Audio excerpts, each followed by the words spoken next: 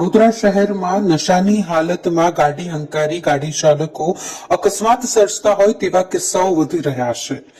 આ જ કિસ્સામાં વધારો થયો હોય ત્યારે સયાજીગંજ વિસ્તારમાં પણ એવું જ બનાવ સામે આવ્યો છે કે જ્યાં સૂર્યા પેલેસ હોટલ પાસે એક કાર ચાલક જે પૂરપાટ ઝડપે નશાની હાલતમાં કાર હંકારી રહ્યો હતો અને તે ખૂબ જ ગફલત ભરી રીતે પોતાની કાર હંકારતો હતો. આ દરમિયાન તેને એક જે વ્યક્તિ છે તેને અકસ્માત સર્જ્યો.